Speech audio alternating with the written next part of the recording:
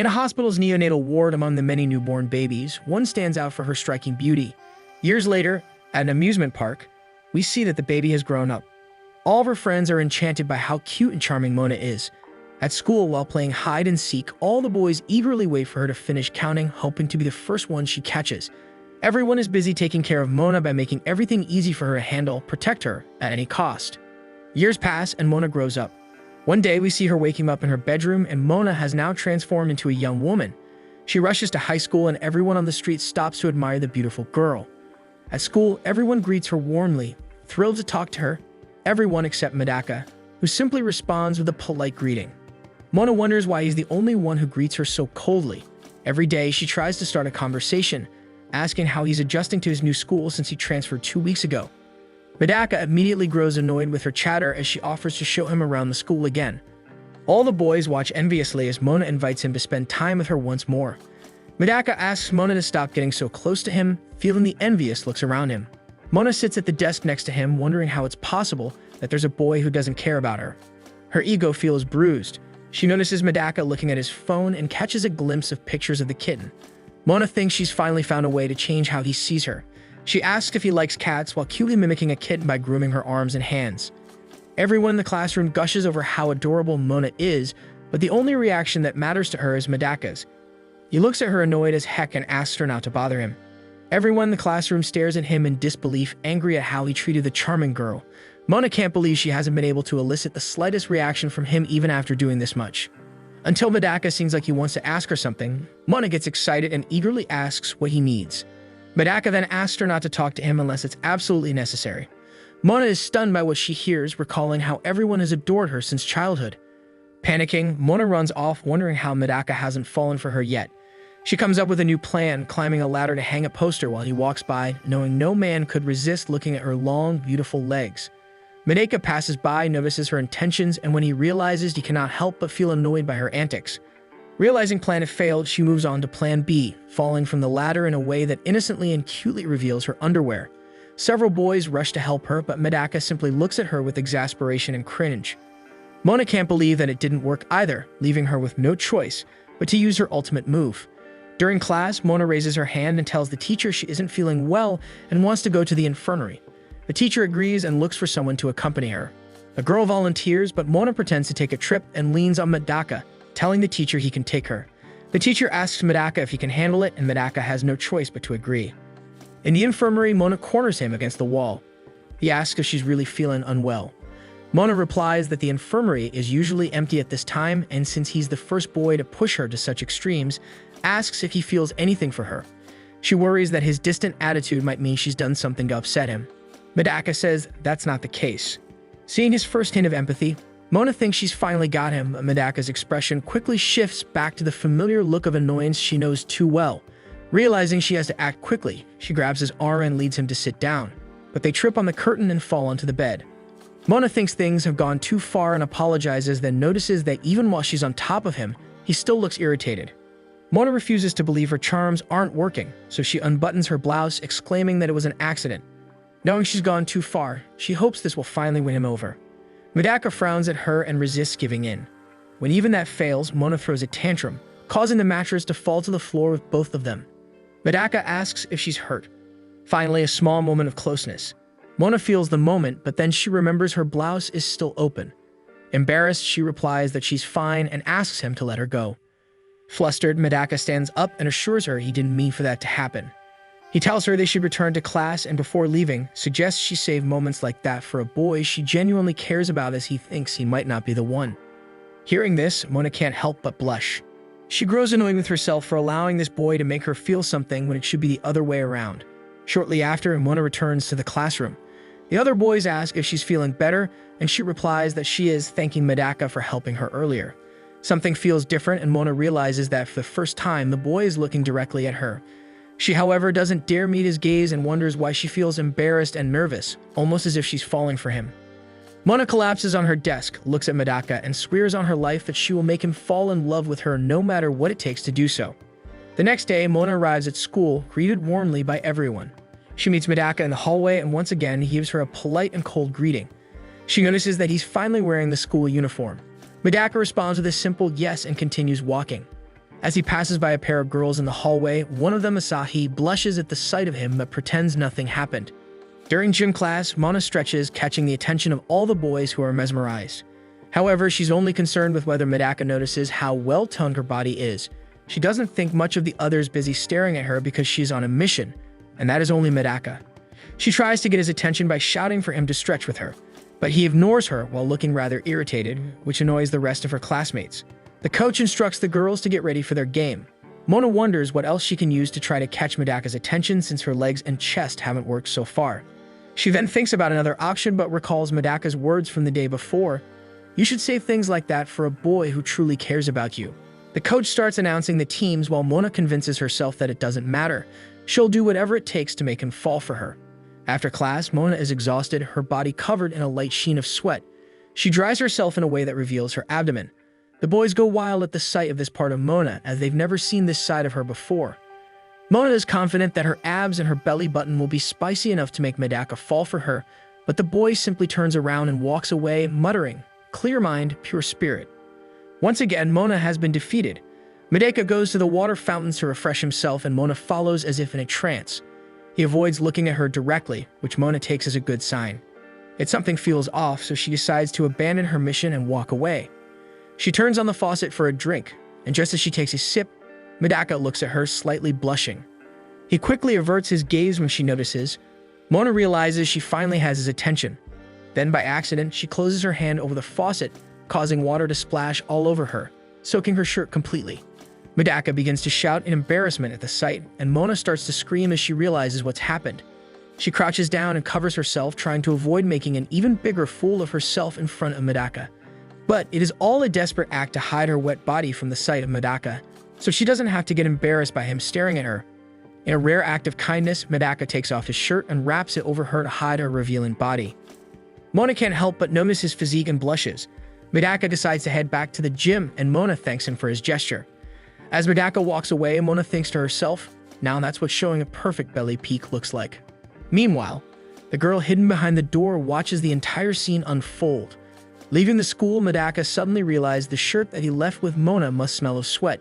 Two boys greet him and ask if he's being too hard on Mona, pointing out that she's putting in a lot of effort to win him over and suggesting that he should be more considerate about it. Medaka decides to ignore their chatter and keeps walking, but they insist on having a civil conversation. He takes them to a park and explains that he's the heir to a feline temple and is forbidden from getting too close to girls because of his duties. He's never had a girlfriend because his village only had elderly people and goats. Also, he doesn't really understand anything about girls as he's never had the opportunity to interact with them. The boys start to understand why Medaka acts the way he does with Mona even when she tries her best to hang on to him. It's not that he's ignoring Mona intentionally. He simply doesn't know how to deal with her at all. Not just her, but all girls in general. Medaka admits that he's only ever seen girls as pretty as Mona on TV shows.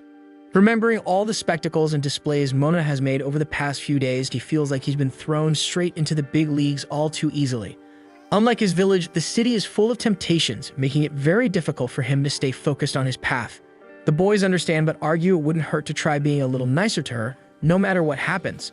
Medaka agrees with them but knows that if he gives in even slightly, he'll end up falling for her. He refuses to betray his faith in a girl as he has never hoped it to happen even in his wildest dreams.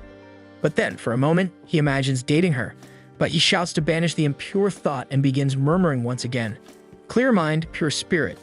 The boys realize that this mantra helps him keep his thoughts in check. Medaka reminds himself that he transferred schools to strengthen his mind and live a life free from worldly desires. The next day, Mona gives him back his shirt, freshly washed. Medaka tells her it wasn't necessary, but Mona teasingly asks if he wants it to keep her scent. Once more, Medaka struggles to maintain his composure while facing the direct antagonist on the path to keep his faith. As soon as she arrives at school in the art room, the boys eagerly watch as Mona poses for Medaka to draw her. They continue to be enchanted by Mona, saying that she remains as charming as ever. However, Mona doesn't give a damn about them. But Medaka avoids looking at her and concentrates on his drawing board to keep impure thoughts at bay. Frustrated by his lack of attention, Mona suggests that he take advantage of her rare modeling offer and make her pose however he wants, even joking about posing without clothes. Upon hearing this, the boy next to her almost pulls out his own hair, envious of the gift Medaka is receiving. Medaka's lack of reaction annoys her, as it was just a playful joke. But Medaka continues to look at her with a certain repulsion, not giving a damn about her good mood. On the other hand, the boys from before standing next to her praise her by saying that she is indeed very funny. Confident, Mona plans to end her and Medaka's indifference through her art project, drawing each other. She devises a shameless strategy to win him over. Mona looks for seductive poses to make Medaka's heart race. She remembers when he could not look away after she got wet and came up with the perfect pose. Medaka fights off impure thoughts by concentrating on his creed, but when Mona changes her pose, the blood rushes to his head. He enters a state of extreme meditation to block out inappropriate thoughts. They begin to work and Medaka only focuses on making a good drawing. Mona doesn't understand how he can do it so calmly with her as a model. Meanwhile, a girl in class can't stop staring at Mona, leading her model to scold her for not paying attention. Mona continues posing provocatively and notices her classmates watching more intently than Medaka. She asks him what part he is drawing now. Medaka replies that he is working on her neck, making Mona feel like he is devouring her with his eyes. When she discovers that the boy is looking at that exact area, Mona starts to blush because the simple fact that he is looking at her neck already makes her start thinking about many wrong things, and as soon as that warm feeling takes over her body, Mona ends up not being able to resist. Overwhelmed, she runs to the girls' bathroom, wishing that Medaka would always look at her that way. Back in the classroom, the boys admire Medaka's detailed work and ask him what he plans to do with it. Medaka imagines various scenarios for his drawing in his head and begins to pray. Later, at the library, Medaka looks for a book for his homework, only to find Mona reaching for it. Mona jokingly comments that it must be fate and suggests they read it together. Medaka declines, hands her the book, and leaves, muttering a prayer. After all, the simple fact of touching her hand by accident leaves his mind more agitated than an earthquake. As for Mona, she stays behind him as she is trying her best to understand him. Disappointed, Mona notices that the girl from art class is still staring at her, and when she stares back at the girl, she manages to leave the library scared. Undeterred by the rejection, Mona decides to invade Medaka's personal space. While the two read the book, the boys next to them watched from afar, cursing Maka as they wished they were in his place, able to enjoy Mona's company to the fullest. As for Haruno, she continues to be obsessed with Mona and stares at her from afar again. When she sees that the girl apparently wants to tell her something, Mona doesn't understand why Haruno stays away instead of approaching her. Thinking back, she remembers that Haruno was looking at her in art class, and coincidentally, on that occasion, she was accompanied by Medaka. With this in mind, Mona deduces that Haruno is actually looking at Medaka because she has a crush on him. Feeling like she is now competing with Haruno, Mona realizes that despite spending all her time with Medaka, he doesn't even look back at her. Determined to change her strategy, she begins analyzing Haruno's behavior, convinced that Mika must like people with her profile, quiet, bookish girls. She worries if Medaka prefers girls like Haruno. After all the effort she's invested, Mona won't let anyone else take him away. Furthermore, Medaka continues to show no interest in her, so she can't waste any more time and needs to act. She is determined to show her full potential to win Medaka over. After completing her analysis, Mona starts to behave just like Haruno, even putting on glasses to fully get into character. She sits in front of him with a cup of tea and glasses, possibly over the counter, trying to project a different side of herself to see if it will make him fall for her. As soon as they see her with glasses, the cattle in the library start to venerate her again. Her followers, usually eager to praise her every move, are shocked by her bold behavior in the library and overlook the rule-breaking tea. Mona believes her intellectual Mona act fits perfectly with the library atmosphere and is confident that she will win Medaka's heart. Medaka notices her glasses and thinks she looks cute, but quickly looks down to avoid further thoughts. Mona notices this and taps his leg with her foot, sending shivers down his spine. Knowing that she is close to winning him over, Mona tenderly asks him what he thinks of her. Summoning divine strength, Medaka stands up and firmly asks her to stop kicking him. Once again, Mona's efforts fail and Haruno watches the scene in fascination. Mona realizes that Haruno is hopelessly in love with Medaka, making her a new rival. After that, Mona starts stalking Haruno wherever she goes, intending to better understand the girl's behavior. She quickly realizes that Haruno is very helpful, watering the school's plants and cleaning the blackboard without anyone even asking. Seeing that Haruno is genuinely a good girl, Mona decides to continue stalking her for a while longer, hoping to discover some flaws. Only then will she be sure that Haruno has no chance of winning Medaka's heart. In the locker room, Mona dismisses Haruno's virtues and focuses on her flaws to prove that she can't win over Medaka. However, when Mona sees Haruno changing and notices her well-lined figure, she realizes she is dealing with a strong competitor. Meanwhile, the other girls begin complimenting Haruno's body, expressing their jealousy. Haruno, in turn, becomes embarrassed, displaying an unusual level of modesty, yet another quality Mona realizes she lacks. At another point, Mona vents to herself, admitting that Haruno is a much nicer and sweeter girl than she is. Since Maka is also reserved, she worries that Haruno might have an advantage over her. After all, the two seem much more compatible. Frustrated, Mona jogs on the track to let off steam, upset that Haruno has qualities she lacks. A boy approaches her to give her a book she asked for. Mona thanks him and shows some feminine affection, brightening the boy's day. She realizes that she has never spoken to Medaka like this, flattering him and expressing affection. She hatches a new plan. Medaka is resting on the school roof, feeling the breeze when a handkerchief floats towards him. He catches it, and Mona appears to thank him for retrieving her handkerchief. She plans to charm him so deeply that he won't realize he's fallen head over heels for her. Mona claims that she goes there to relax as well and thanks him again for catching her favorite handkerchief, mentioning how helpful he always is. She tries to tell them that she likes him, but the words don't come out.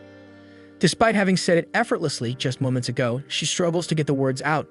The wind lifts her skirt, forcing her to hold it as she continues to try to confess her feelings. When she can't manage it, she blurts out that he disgusts her. Medaka assures her that he didn't look under her skirt, but Mona decides to postpone the conversation. The pressure mounts as she feels time running out, determined not to let Haruno win him over. A month passed, and Mona hadn't progressed much in winning over Medaka at all, which frustrated her more than before. In class, elections for the festival committee are held. Students draw ballots to see who will be part of it. Medaka's ballot shows that he will not be participating, while Haruno is the first girl selected. Mona becomes the second girl selected. Haruno expresses excitement about working with Mona, who politely returns this sentiment but mentally lists all the insults she knows. After class, they meet to decide on the festival activity, considering options such as a cafe, a play, or a haunted house. Haruno asks what Mona's group did in high school. Mona replies that they had a costume cafe, which Haruno likes, imagining Mona in a cute, oversized costume. Mona immediately rejects the idea, imagining herself in a giant costume that hides her figure. As they continue to work, Mona tries to understand Haruno, realizing that they are now part of a twisted love triangle where only she is interested in making Medaka fall in love with her. However, Haruno seems absurdly happy to collaborate with her love rival, causing Mona to wonder if Haruno doesn't even see her as a worthy competitor. When Mona's pen runs out of ink, Haruno cheerfully offers her a spare one, and Haruno's phone rings. She quickly grabs it, holding it out of Mona's sight almost instantly. It is as if Haruno is intentionally trying to hide something from the eyes of Mona for some reason. Curious, Mona asks what's going on, but Haruno insists that she's the only one who can't see it. Mona, now determined to uncover the secret since she was not expecting Haruno, will reject the idea, politely requests to see it, but Haruno refuses and runs off. Mona chases after her, demanding to know why she can't see the phone. Haruno yells that Mona will hate her if she does. Mona promises she won't as long as she stays away from Medaka. Tackling Haruno, the phone falls to the ground. Then Mona picks it up and sees herself as Haruno's wallpaper, which is rather surprising, but at least it was nothing related to Medaka. Embarrassed, Haruno starts crying and begs Mona not to hate her. She explains that she has been Mona's #1 fan since the entrance ceremony. Mona looked beautiful and made everyone smile, so Haruno secretly started taking pictures. Nothing creepy, just around 300 photos. Mona realizes that Haruno isn't following Medaka but her. Haruno admits she wanted to change the wallpaper before Mona saw it to avoid seeming weird, but now it's too late. But Mona is relieved rather than being disturbed by it or something like that, since at least she is not competing with her to chase Medaka. Mona hugs her, assuring her it's okay and that she doesn't think she's strange. During the hug, Mona recalls that she confessed her feelings for Medaka during the chase. She tries to cover it up by saying she was talking about a fish named Medaka, but Haruno doesn't seem to buy it, having observed Mona closely enough to notice her changes since meeting Medaka. She offers to support Mona in winning his heart. Ironically, Mona finds it annoying when someone doesn't listen to her requests. The next day at school, the students prepare for the school's cultural festival they have been planning for a while now. While doing the work, Mona is approached by Haruno, but when she sees the girl constantly going to talk to her, Mona starts to become less helpful, answering only the basics. However, when she looks at Medaka and sees him focused only on schoolwork, even so, Mona is unable to look away from him no matter what. Realizing this, Mona is quite invested in Medaka. Haruno says she is rooting for Mona and believes that the cultural festival will be a good opportunity for her to show off to him. But upon hearing this, Mona tries to change the subject, saying once again that she doesn't like Medaka as Haruno is imagining. In this, she remembers again the moment when she asked Haruno to take her hands off Medaka and notices that this made the girl have a totally wrong idea about her. After all, Mona's only goal is just to make him fall in love with her, but she doesn't seem to know about anything that's about to happen after that. After class, Mona goes with Haruno to check out some clothes. While they choose the clothes they will wear, Haruno comments on a legend that revolves around their school's cultural festival. It is about the passage message of fate, also known as the Bridge of Love. Upon hearing this, Mona is left confused, and then Haruno calls her to the window and shows her a specific bridge. She then says that if a couple holds hands on that bridge during the school festival, they will both be in love with each other forever. That said, Haruno hopes that Mona will be able to hold Medaka's hand on that bridge so they can strengthen their relationship. Upon hearing this, Mona once again tries to convince her that they have nothing. But in the middle of the conversation, the teacher pulls Haruno to another place. As for Mona, she realizes that she will not be able to convince Haruno that she doesn't like him unless she can make the boy fall in love with her as soon as possible. She then begins to try on several outfits, hoping to find a look that will make her irresistible. Only then will she be able to make Medaka fall in love with her right away. But after trying on a few outfits, she discards them all and says she needs to find the perfect set of clothes that will make Medaka's heart race. After trying a little more, she manages to find the perfect look. In this case, she will go to the festival dressed as a Playboy bunny. But as soon as she looks in the mirror, she notices that this outfit shows a lot of skin, something that makes her somewhat uncomfortable. She then begins to consider the possibility of changing her look. But as soon as she says this, Medaka himself enters the room and sees her in that appealing outfit. At that, Mona begins to turn redder than a pepper and turns her back on him. As for Medaka, he begins to blush too and asks why she is wearing those clothes. She then makes an excuse, saying that she is just testing out some clothes as part of her duties on the festival committee. As for Medaka, he drops the papers he was bringing and says that his only function there is just to leave the papers in the room, but he's barely functioning after seeing Mona in this look. He makes it clear that he will leave in a second, but as he collects the papers, Mona hears Haruno's distant voice approaching and realizes that things will get even stranger if she finds her dressed as a bunny next to Medaka, and no explanation will be suitable on this occasion. So before Haruno is about to enter the room, Mona pulls Medaka and hides with him inside the wardrobe among the clothes. But as they get too close, her so-called melons begin to touch him, leaving him without reaction. In the meantime, Haruno collects the papers from the floor, wondering where they came from. Mona, in turn, gets all tense. As she is very close to Medaka, she hopes that he is not able to feel her accelerated heartbeat. After all, she is already favoring him too much by sticking to him. Meanwhile, Medaka continues to cross himself, and in the end, he manages to clear any and all inappropriate thoughts from his mind so as not to break down. However, when she sees him breathing heavily in her air, Mona begins to feel ticklish, which makes her almost laugh out loud. But she manages to control herself. Returning to Haruno, that same teacher from before appears there, asking Haruno to accompany her again.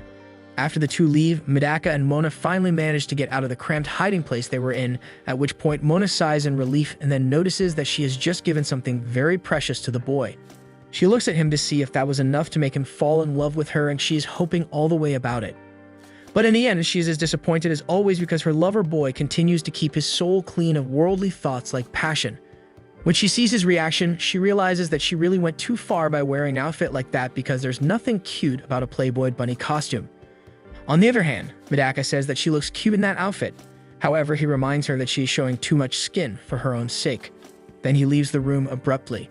Mona thinks about what she just heard and notices her heart giving a stronger bang, which makes her not understand anything since for her Medaka was never such an attractive guy, or she liked him or something like that. In her mind, she is all about making him fall in love with her to prove herself. As for Medaka, he is all shy when he remembers that he called her cute, so he crosses himself to keep his spirit clean. The next morning, Mona goes to class all confident since even Medaka recognizes that she is cute. So her mission of making him bend his knees for her has already been accomplished. She tries to talk to him, thinking that the boy will answer her with a smile on his face. But instead, he keeps staring at her with that same serious look as always. When the time comes for the festival, all the girls dress up with bunny ears but without the short clothes part. This time, they start making some cupcakes to sell in the living room until suddenly some girls go to Mona and tell her to take a break from cooking. Mona then calls Medaka to take a break with her, but the boy insists on working harder, saying that he is not tired yet. However, Mona says that he must be hungry from working so hard. Medaka then eats a piece of the rabbit cake, saying that this will be enough to keep him full during work. But upon seeing him eating the customers' orders, another classmate of their class reprimands him. As for Mona, she notices that even though he called her cute, that doesn't mean she already has him in her hands. In fact, she feels like he's rejecting her even more than before since he's even stopped looking at her. At this, Mona deduces that he's just embarrassed for calling her cute out of the blue. Suddenly, Haruno comes up to them and asks the two of them to advertise the cafe outside the room to attract more customers. When passing by a haunted house-themed event, Mona is shocked and asks them to go look for clients somewhere else. But as soon as she looks at Medaka, she notices him with a look of happiness and then asks if he would like to enter the room. Medaka says that he doesn't mind entering or not. However, Mona notices by his look that the boy does, in fact, want to enter the room. With that, Mona decides to face her fear and convinces herself that there's nothing to fear. After all, the decoration of the haunted house was dumb and made by children, which makes her feel more relieved. But as soon as she enters the room and sees the costumes and makeup of the students, Mona is scared like a child and notices that the students really managed to make the room very sinister. As for Medaka, he appreciates the entire decoration of the room and also notices the cold air that the environment has, which makes the atmosphere even more frightening. At this, Mona finds it strange that Medaka is so excited even in such an environment. As they walk, Mona ends up getting her skirt caught in a grave and asks him to give her a second until she can free herself. However, Medaka ignores her and focuses his attention only on admiring the details of the room. As soon as he sees her trapped, Medaka covers his eyes, avoiding seeing the girl's skirt lifted. As for Mona, she runs out of the room, shouting to everyone that she hates haunted houses. Meanwhile, Haruno stays in the kitchen, cheering for Mona, hoping that she is getting along with Medaka. As for the boys next door, they warn her that the dumplings are burning. Returning to Mona, she says that Haruno's plan to bring her closer to Medaka ended up being a disaster in the end. But in the midst of her lamentations, she cheers up again and decides to make their journey more exciting. In this case, she takes him to eat crepes together. While she eats, Medaka alerts her to the drops of cream that are stuck to her cheek. So Mona takes advantage of this moment to try to provoke him even more, asking the boy to clean the cream for her. In the middle of all this, a bird simply flies by them and steals her crepe. As for Medaka, he noticed that this favored him since it made her forget about her request earlier. Moving on, they decide to watch a show together. However, as Mona is not able to see the show, she asks Medaka to help her by lifting her on his shoulders. But as soon as that man turns his face, she discovers that he is not Medaka. As they move on to another event, they grab some balloons to make molds with them. However, Mona's balloon ends up bursting, while Medaka's balloon remains intact. At this, she notices that all of her plans to try to win him over are going down the drain. Then she despairs, trying to think of something else that he might like. But when she looks at the clock, she notices that the cultural festival is about to end. In this case, she only has one more hour to try to win Medaka over. As she crosses so-called the Bridge of Love, Mona remembers what Haruno had told her, that every couple who passes by holding hands is destined to be in love with each other forever. Meanwhile, one of the boys burns the bunny cake and becomes desperate to fix that mess. On the other hand, Asahi keeps a sad expression on her face and decides to return to the club because she needs to meet up with the boys she missed during the event. Looking at the other couples on the Bridge of Love, Mona is surprised to see that they are all already full of love while busy holding hands.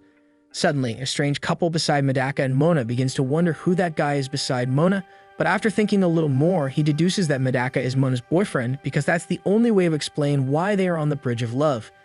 As soon as Mona hears this, she remembers when Haruno said that she was into Medaka even though she denied it to the death. Then Mona realizes that she will end up making all the other students get the same impression. As for Medaka, he suggests that they go back to the classroom, but instead, Mona decides to advertise their cafe right there because that way they will be able to take the couples to the cafe and could also disguise themselves. As for Mona, she explains to Medaka about the operation of the Bridge of Love and then touches his hand to provoke him. At that, Medaka, without being scared, decides to go back to the room alone since there is no way he will be complying with her offer. But before he can leave the place, Mona falls to the floor on purpose and asks him to help her get up after all. That way they end up holding hands inevitably. However, Medaka gets up holding her under the arms without having to give Mona his hands and thus protecting himself from the legend of the Bridge of Love. But Mona realizes that she is heavily falling in love with Medaka no matter what. And even taking this inverted, Mona decides to run after him to take him to the bridge again. She then says that it is early for them to go back to the room, therefore she suggests that they go back to the bridge. Suddenly, two girls from their class ask the two of them to go back to the cafe. After all, the couples from the Bridge of Love are crowding up the place, which is too hard for them to handle. Thereupon, sensing that she is about to lose her chance to get back at Medaka, she tries to mislead the girls by setting up an excuse to go somewhere else, but the girls insist that they should go back. Finally, upon reaching the end of the cultural festival, Mona realizes that she ended up losing her chance to drag Medaka to the Bridge of Love, so she decides to leave it for another day and go back home. Seeing Mona with a sad look on her face, Haruno notices that she couldn't fix anything with Medaka. So Haruno decides to help her again, sending Medaka and Mona to carry the desks together on the order of the committee. While they do the job, Mona keeps her gaze on the ground as she doesn't feel like she has enough energy to continue investing in Medaka, even though Haruno gave her another chance.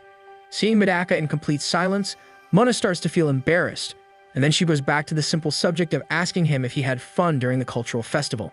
While Medaka remains silent, Mona notices that she just asked a very irrelevant question as she feels that she ended up ruining any good experience he could have had at the event. After all, everything she tried to do went very wrong.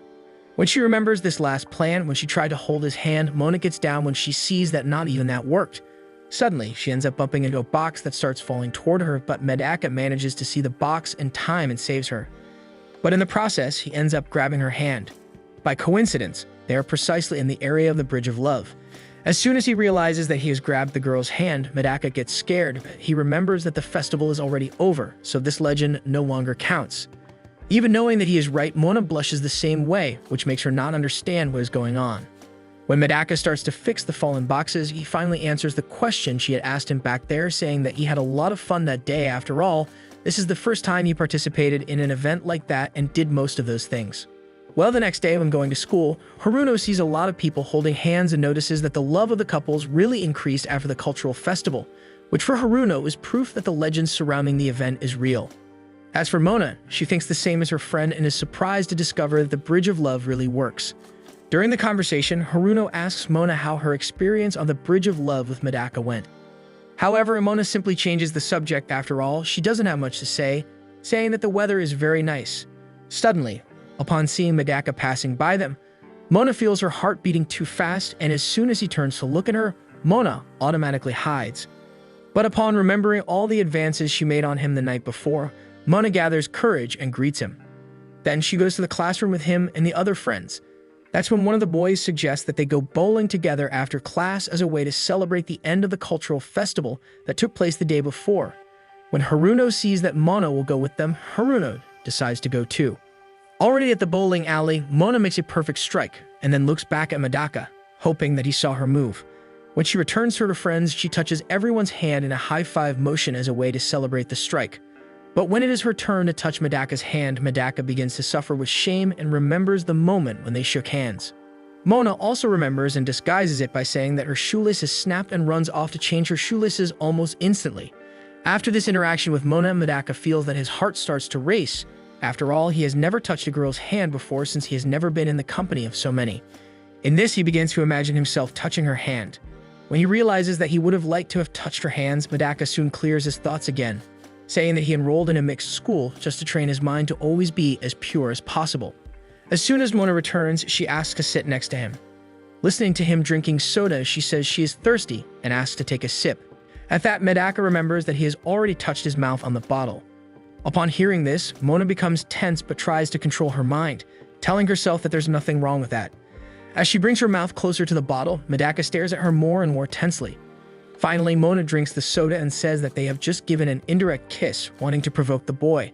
Having done that, she turns the bottle back to him and shows that she sees no problem. Instead, Medaka leaves with the same tough, cold, and strict poker face, saying that she will not drink the soda anymore. So he leaves and she drinks the rest by herself. The girl stays behind, all sad. With that said, he goes back to the bowling alley and is relieved to have survived all that temptation. However, when throwing the bowling ball at the pins, he misses badly, due to his nervousness about the previous situation. The next day, Mona goes to class wearing the school's winter uniform, and as soon as she comes in with that look, all the students start complimenting her, saying that she looks really good in that uniform. Upon seeing that Medaka still hasn't changed out of his school's winter sweater, Mona goes to him and advises him to do so since the sweater is much more popular than the standard uniform. During their interaction, she gets all cute, hiding her hand in her pose and leaving all the boys with the premise of sweet dreams at night. While Medaka is a fool, he stands firm in the face of that temptation and says that he doesn't intend to change into the sweater since he doesn't usually feel cold in any way. Upon seeing this, Mona goes back to sitting in her seat with an angry face. Meanwhile, Medaka receives a message from Sho, who calls him so they can talk in private. As soon as Medaka meets the boy, Sho asks when he will continue to treat Mona like she is a piece of garbage. Medaka tries to explain again about the precepts of being the owner of a shrine, but before he can talk about the subject, Sho tells Medaka to shut up and says that he just has to not fall in love with Mona, and that way he will be able to stay within the norms of his religion. Besides, Sho remembers that Mona gets very depressed when Medaka treats her like trash, but still, The girl continues to talk to him as if Medaka cares about her. Therefore, Sho says that he can only be a saint for putting up with being treated like that, and she still wants to get close to Medaka. Meanwhile, Yuzuru tells Medaka that just talking to girls is not enough to make him break the precepts of his religion.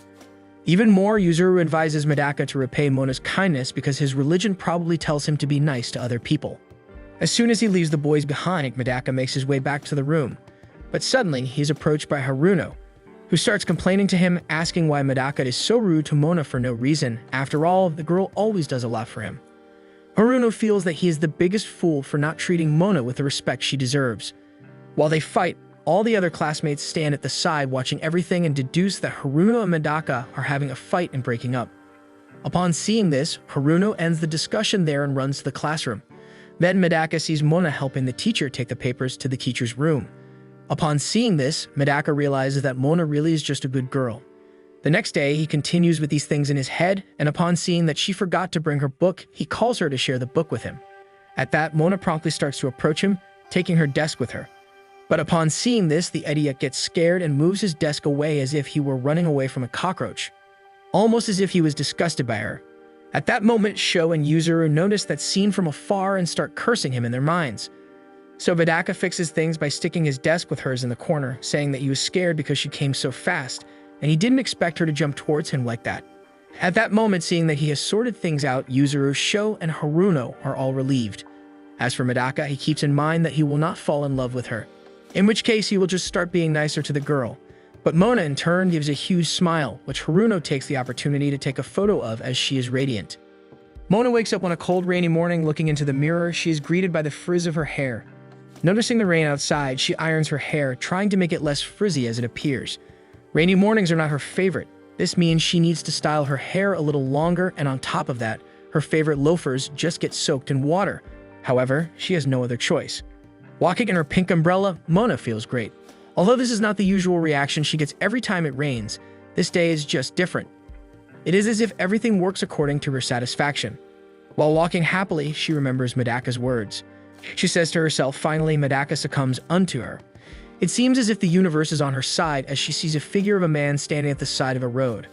Like a locked target, her eyes land on Medaka, and just like that, her heart starts to feel ecstatic again. Mona greets Medaka, asking him what happened and why he does not have an umbrella in this pouring rain. Medaka, though silent, seems uncomfortable with the presence of Mona. Meanwhile, Mona recalls that whenever she greets Medaka, he always reacts in an arrogant manner, but this time he does not seem to mind, although it is quite noticeable that Medaka is bothered. Medaka tells her he finds a family of cats on the side of the road, so he gives them his umbrella. Mona, touched by this, tells him just how sweet that is, and then she invites him to share her umbrella so they can go to school together. Afraid he would complain, Mona grabs Medaka by his arm. And although Medaka is a bit annoyed, Mona insists. Medaka remembers his friend's advice to be nice to Mona, so he tries not to be rude and offers to hold the umbrella since he's taller. The two of them silently walk under the pouring rain. Mona, still in awe, cannot believe it is actually happening. A small umbrella barely covers them both, and she notices Medaka's shoulders drenched in rainwater, so she scoots closer to him. Surprisingly, she does not get any reaction from Medaka, so she assumes it is okay. She then puts her hands above Medaka's hand, which is holding the umbrella, and with this, Medaka cannot resist any longer. He tries to avoid her by creating space between them, but no matter how hard Medaka tries, Mona stubbornly follows, only getting closer to Medaka whenever he tries to get away from her. This keeps going until they are faced with a metal post. Medaka is on the verge of getting annoyed, so he tries to calm himself down while Mona tells him to get closer in order to avoid the post. Finally, they arrive at the school. Though they still get wet from the rain, they decide to go through the rear gate in order to have a little cover while going to their classroom. As they pass by the gym, a group of girls plays basketball. One girl noticeably stands out among them, Asahi. Asahi shoots the ball and a couple of girls cheer for her. Seeing this, Medaka cannot help but praise the lady. Rumors among the crowd now start to be heard. They talk about her and how good she is as a basketball player, considering that she is still a freshman. Getting distracted by the game, Mona accidentally drops her umbrella, which makes a faint sound loud enough to draw attention from the silent crowd. Due to this, even Asahi, who is currently dribbling the ball, becomes distracted. Looking at where the sound is coming from, Asahi's eyes catch Medaka. Shocked by this scene, she uncontrollably loses her balance and ends up landing on the floor face first. Meanwhile, the ball she is holding flies right in front of Mona, and as she is about to get hit, Medaka quickly takes action, placing his hand in front of Mona to save her from the ball that is about to hit her. Asahi's fall makes quite a scene, though she immediately stands up and asks for an apology from Mona. Mona, on the other hand, says she should be the one apologizing. To her surprise, Asahi actually agrees. She says that Mona should not have been a distraction and should not be watching from there. Instead, she should be up on the benches if she wants to watch.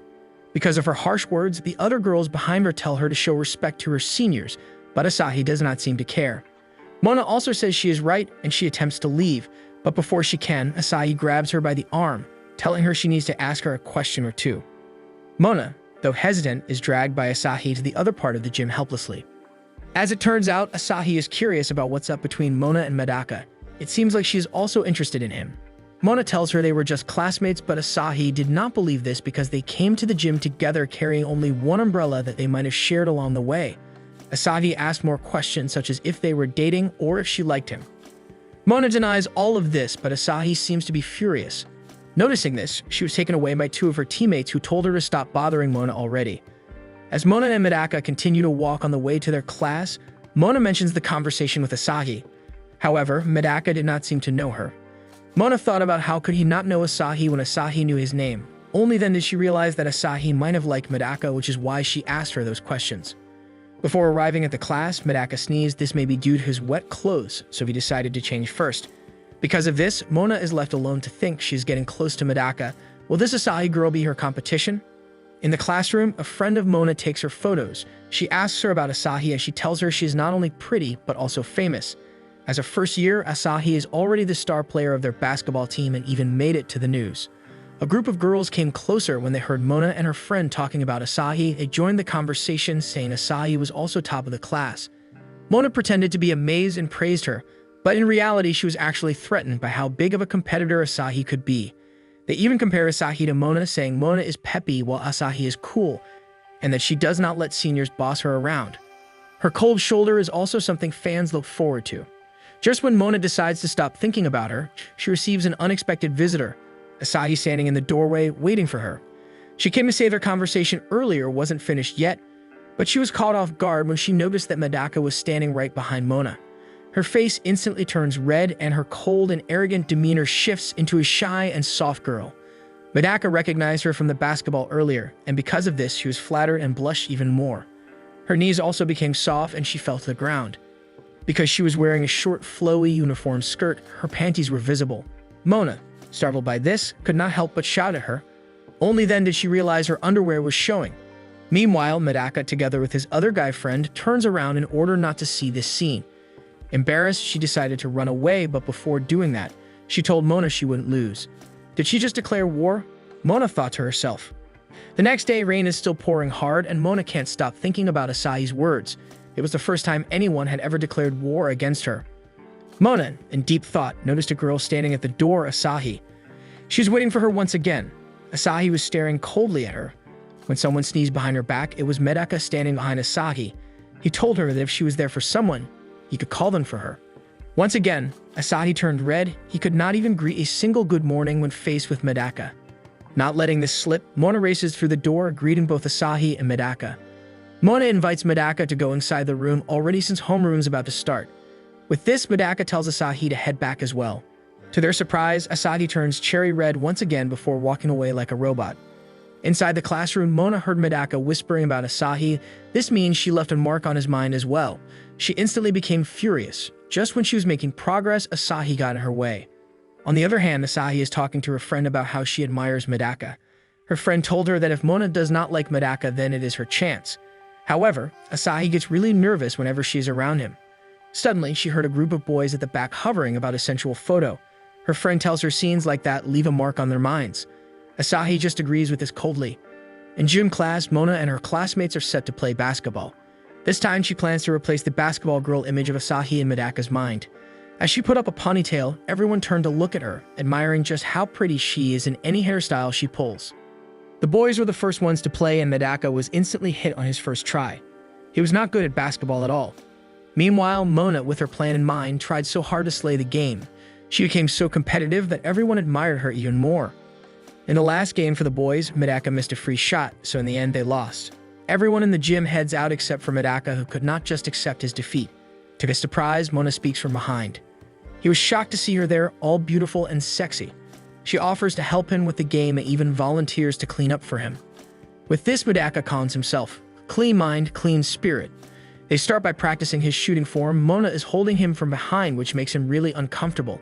As she continues to teach him, Asahi arrives, catching them in an awkward position. Mona explains she was just teaching him his shooting form, but Asahi proceeds to tell her that she probably likes him, looking at how clingy she is around him. Asahi then offers to coach Medaka as well. She drops on the floor and planks, saying core strength is essential for shooting. As she instructed, Medaka also planked in front of her. With his position, he could slightly see the insides of Asahi's shirt, making him red and uncomfortable.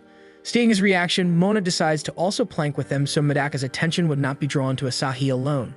Mona clearly has a bigger chest than Asahi. With this, Asahi asked if Medaka dislikes smaller sizes. That was Medaka's last straw, just like a bomb waiting to explode, finally could not handle it anymore. He crawls away while shouting, leaving the two girls in shock. After that, Asahi could be seen in the stairway. Covering her red face, she contemplates what she did, realizing she may have crossed the line. While Mona ran under the pouring rain, faced with the same scenario, also regretting her actions earlier. In class, everything Mona is looking forward to suddenly vanishes. Seeing Medaka's seat empty, she just sighs in disappointment. Her classmates are also talking about it, saying it is not his habit to skip classes, so he's probably out sick because of yesterday's PE class. They also mention how he left all his belongings in the gym and ran away, so the run must have caused his sickness.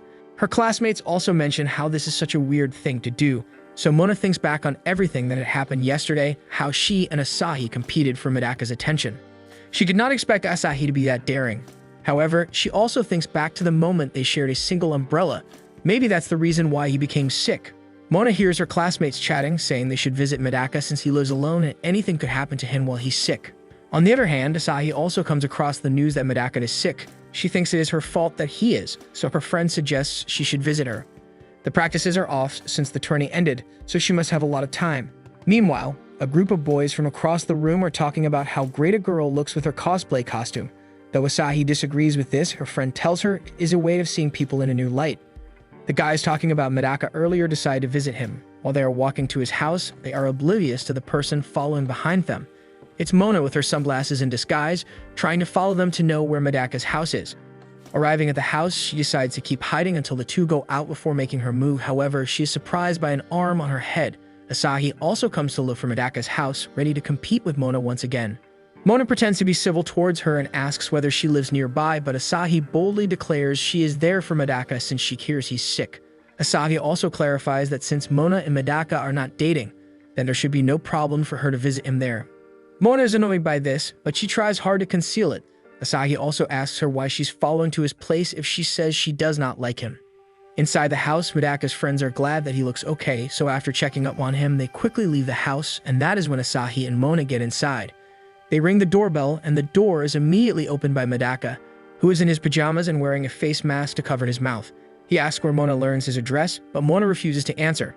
Meanwhile, Asahi faintly greets him in a cold but shy tone.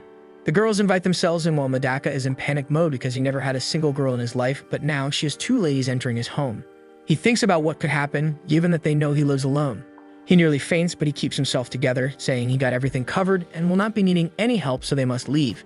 Mona takes a bold move and comes closer to Medaka. She leans her forehead to Medaka's to check his temper. Now they are so close to each other, and it makes Medaka panic even more. Asahi becomes annoyed by this.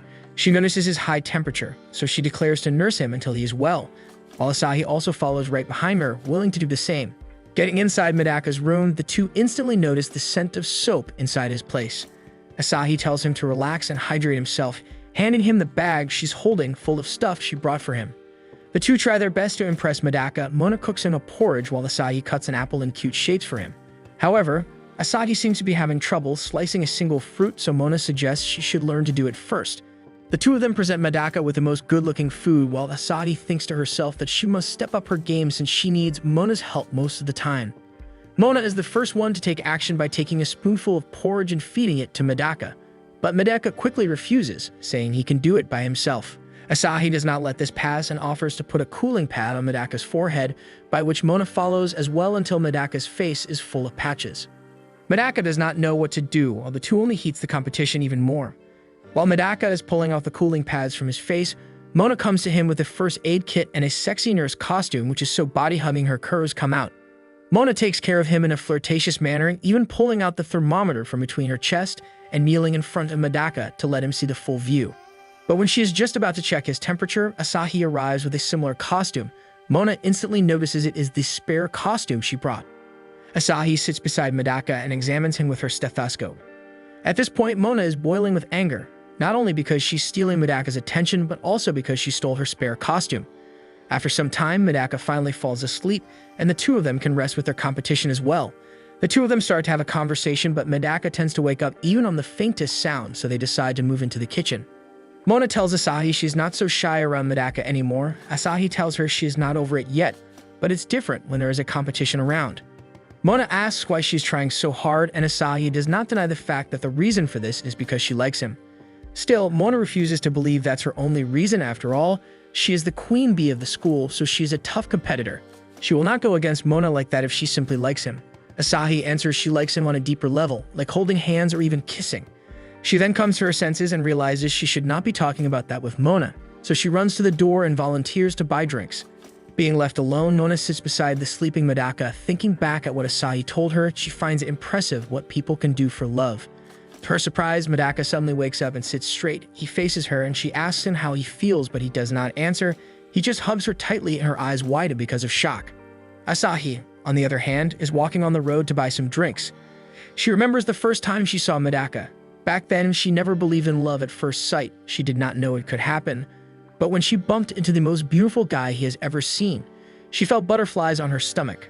When he picked up the things Asahi dropped, she instantly knew she was in love. Inside the house, Medaka and Mona are still hugging, but Mona realizes Medaka is still asleep. He talks although his eyes are closed, and he is talking about someone called Tama.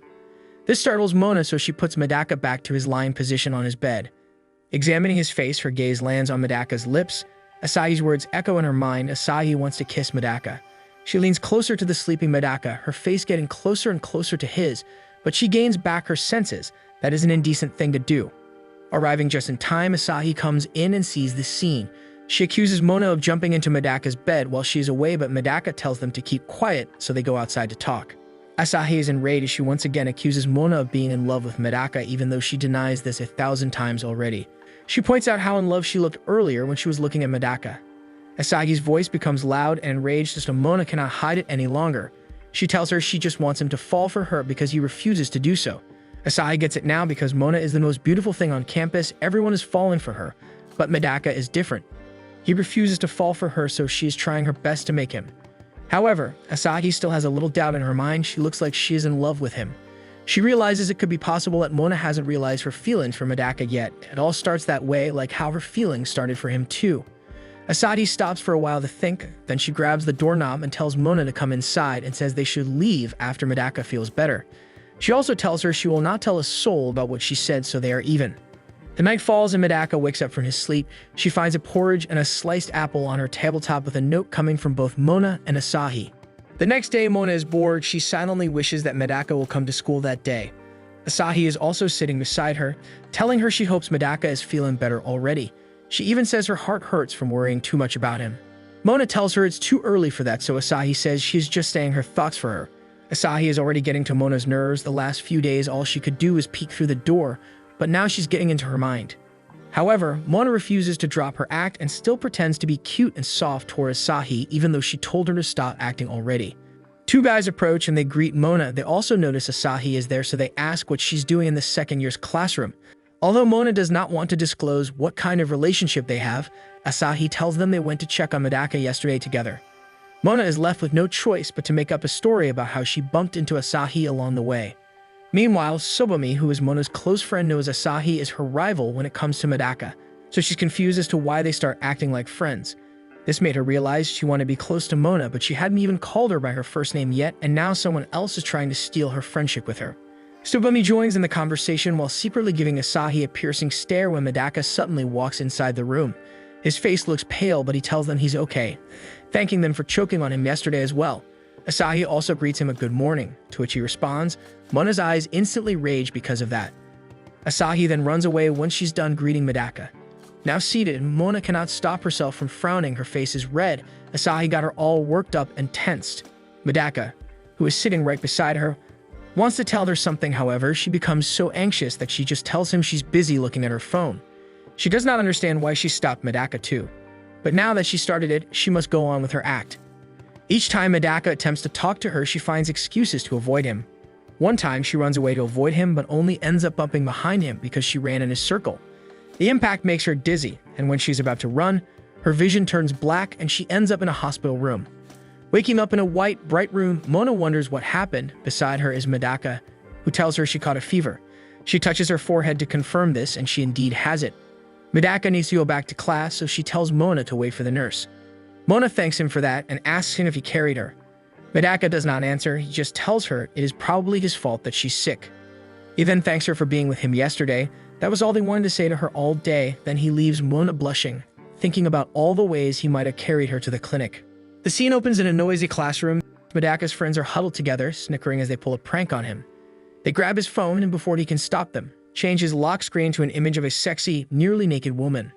Their goal is simple. They want to help him develop resistance to pervy stuff by constantly exposing him to it. However, no matter how hard he tries, Medaka just can't bring himself to look at it. Frustrated, he grabs his phone and storms out of the room. Standing in the hallway, he takes a deep breath and forces himself to delete the image. He doesn't need such a thing, and he certainly doesn't want it. Meanwhile, Tsubomi is busy scrolling through photos of Mona, carefully selecting one to send to Medaka. As she focuses on her task, Mona approaches and curiously asks what she's up to. Without hesitation, Tsubomi explains that Asahi, Mona's rival, has been hanging around Medaka's classroom for days now. Since she considers herself Mona's friend, she naturally sees Asahi as a rival too. To counter this, she wants Medaka's lock screen to feature Mona's photo instead. Although Mona never planned to be on Medaka's lock screen, she finds the idea amusing. However, the moment she checks the photo Tsubomi sent, her face turns bright red. The image is anything but flattering. She looks ridiculous, at least in her own eyes. She begs Tsubomi to unsend it because it does not look like her at all. However, when Tsubomi is about to do it, her phone turns off because of an empty battery, so she just apologizes. This leaves Mona to deal with it on her own. Determined to get rid of the embarrassing photo before anyone else can see it, Mona sets out to find Medaka. She hurries through the school halls, scanning every corner for him. As she passes by, students greet her with admiration, some even pausing to compliment her beauty. Meanwhile, Medaka is still struggling with his own dilemma. Staring at the pervy-looking photo still lingering on his lock screen, he debates whether to delete it or not. Just as he gathers the resolve to remove it, he receives a new notification from Tsubomi. He hesitates, wary of opening his phone in public. If anyone catches a glimpse of his screen, he'll never live it down. Wanting to deal with the situation in private, he begins searching for a quiet place where no one will see him.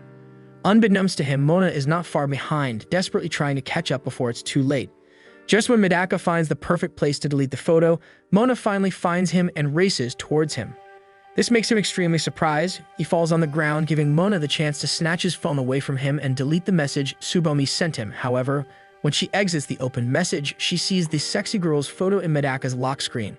Wanting to clear up any misunderstanding, he quickly explains why the image was there in the first place, hoping she won't get the wrong idea. Mona, however, simply returns his phone without a word and walks away. Medaka is left confused about how Mona reacted. He cannot guess what kind of emotions she was displaying a while ago. Meanwhile, Mona stands just outside the door, leaning against the wall. The moment she saw his lock screen, something about it felt strange. And to make matters worse, the girl in that image wasn't even that cute. Compared to her, Mona was much cuter. Back in class, Mona fixes her gaze on Medaka, staring so intently that it starts to make him uncomfortable. Mona finds it puzzling how Medaka can directly look at the picture and yet cannot succumb to her. As she watches him, she overhears his conversation with his friends. Medaka casually mentions that he has changed his lock screen back and insists that he doesn't want it altered again. His friends groan in frustration, calling his usual lock screens boring. They tease him, saying it should at least be a girl, preferably someone cute. As they continue joking about changing it again, a sudden worry creeps into Mona's mind. If they mess with his phone, he might end up with another random girl's photo. Not wanting to take any chances, Mona quickly takes a picture of herself and sends it to Medaka, pretending it was a mistake. The moment the message arrives, his friends go wild, shocked that he received a picture from Mona herself. They loudly acknowledge how lucky he is, hyping up the moment as if it were a big deal. But just as their excitement reaches its peak, Medaka calmly taps the delete button, erasing the photo without a second thought. Mona cannot react any further with Tsubomi arrives, holding a Halloween pumpkin in her hands and showing it to her. Halloween is coming up, so the people are giving out pumpkins. Tsubomi sees this event as an opportunity to take photos of Mona in a cute Halloween costume, while Mona sees this as an opportunity to make her photo Medaka's lock screen. Excited by the idea, she takes things a step further and invites everyone to a Halloween party. With her charm and influence, the idea spreads like wildfire, and the class quickly jumps on board. Enthusiasm fills the room, and one classmate even offers his place as the venue. Everything seems to be coming together perfectly, but when Medaka is asked if he's going, he immediately declines. However, his friends will not make this happen, so they convince Medaka to come until he agrees.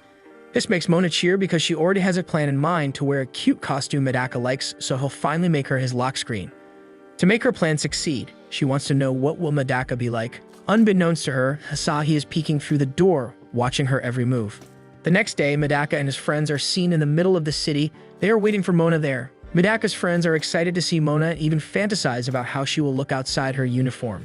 But this thought only freaks Medaka out. Soon enough, Tsubomi arrives, followed by Mona. She is wearing a simple yet sexy outfit that sent everybody in awe. As expected, Tsubomi immediately starts snapping photos, showering Mona with praise and fangirling over her flawless appearance. Meanwhile, Medaka quietly retreats to a corner, struggling to steady himself. Mona remains determined to find out what kind of costume Medaka would be interested in, carefully observing his reactions as they prepare to leave. Just as their group is about to head off, another unexpected presence joins them. Asahi appears, dressed in her usual casual baggy clothes, her expression unreadable.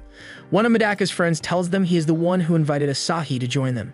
Though Asahi has never shown much interest in Halloween parties, she surprises everyone by saying it actually sounds fun. Mona, however, isn't fooled. She smirks to herself, quickly realizing that Asahi must have been eavesdropping again. Despite Asahi's usual cold and distant demeanor, it is quite noticeable how easily the composure wavers whenever Medaka speaks to her. So before she freezes out in the presence of him, they all decide to go into the store. They went inside the costume store and everything just looked amazing there. They decide to split into groups of boys and girls. Mona tries on different types of costumes, all of which look good on her. As she continues searching for the perfect look, she passes by Asahi, who is also scanning the racks with a focused expression. It isn't hard to guess what she's doing. She must want to look good for Medaka as well, but with Mona's cosplaying experience and fashion expertise, she is confident she will not beat her with this. As Asahi and Minami are busy trying on costumes, Mona takes the opportunity to sneak away and spy on the boys. Her goal is clear, to eavesdrop on their conversation and find out what kind of costume Medaka would prefer. After some time spent searching through the store, she finally locates them. She silently creeps closer, careful not to be noticed.